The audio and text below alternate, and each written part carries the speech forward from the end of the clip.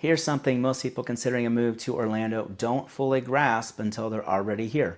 The vibrant magic of the city comes with a few surprising realities that you absolutely need to know about. Hey, I'm Chad. I've spent nearly 6 years helping individuals and families navigate the Orlando real estate market, from first-time home buyers in Altamont Springs to sellers in Kissimmee. My background as a university professor and my deep understanding of the local market mean I don't just show you houses. I educate you on what it truly means to live here. Today, we're going to cover the real pros and cons of making Orlando your home in 2026. If you are seriously thinking about making a move to Central Florida, I'd love to help put together a personalized game plan just for you. There's a link in the description to schedule a free quick call with me. No pressure, just want to give you some honest advice. I get calls all the time and emails from people just like you, and I absolutely love helping people. So let's start with what makes Orlando so incredibly appealing. First, the job market here, especially in sectors like healthcare, tech, and of course hospitality, is pretty robust. Beyond the theme parks, we have a thriving medical city in Lake Nona, a growing tech scene, and major employers like Advent Health and Orlando Health. It's not just about tourism jobs anymore. Second, the sheer volume of attractions and entertainment is unmatched. From Disney World to Universal Studios to world-class dining, performing arts centers, and a vibrant downtown, there's always something to do. And don't forget the year-round warm weather. I know that's why I moved here, which means more time outdoors enjoying our beautiful lakes or heading to the beaches. Both the Atlantic and Gulf coasts are within an hour or two. The outdoor lifestyle, coupled with the lack of state income taxes, does create a compelling value proposition for many people. Okay, now we have to talk about a significant con that has been more prominent in the recent years, and that is the cost of living. Orlando is no exception to this. What most outsiders may not realize is that while Orlando used to be considered relatively affordable compared to other major metro areas, that's really starting to erode. We're seeing median home prices, which are primarily in the $450,000 to $750,000 range, climb steadily. Property taxes, insurance, and even everyday expenses are all on an upward trend. I recently had a client who was relocating from a less expensive state, and while he was absolutely excited to be here and to not have state income taxes, he was generally surprised by the overall housing costs, specifically when it came to the homeowner's insurance policy. So it is crucial to understand that affordable is relative, and Orlando is becoming noticeably more expensive, especially in sought-after areas like Winter Park or Baldwin Park. Another significant drawback, especially for those new to the area, is traffic. Once again, Orlando is no different than many other major cities.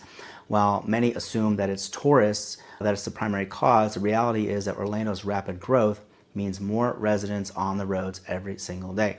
Commute times, particularly during peak hours, can be very challenging, especially if you're traveling across the metro area.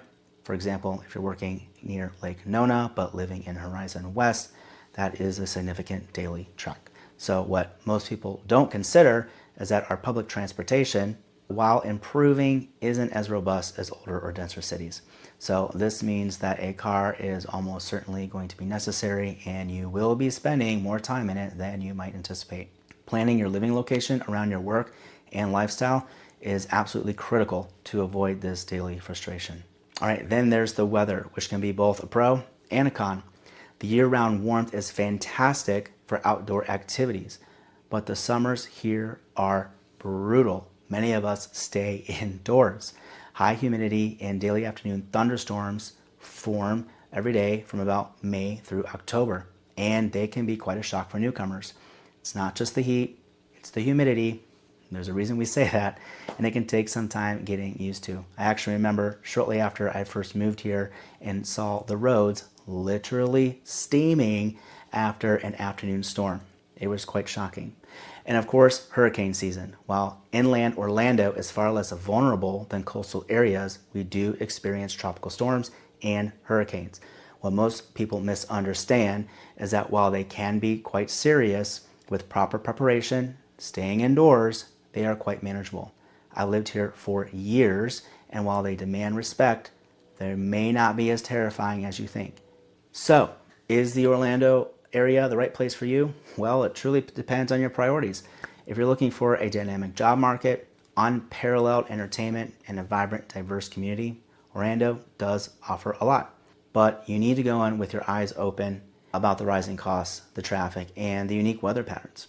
So my best advice is to really dig into these specific neighborhoods.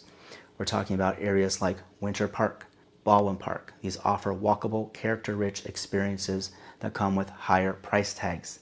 Newer master plan communities like Horizon West or Sunbridge offer fantastic amenities and new construction, oftentimes starting in the low 400s, but they can get much higher than that.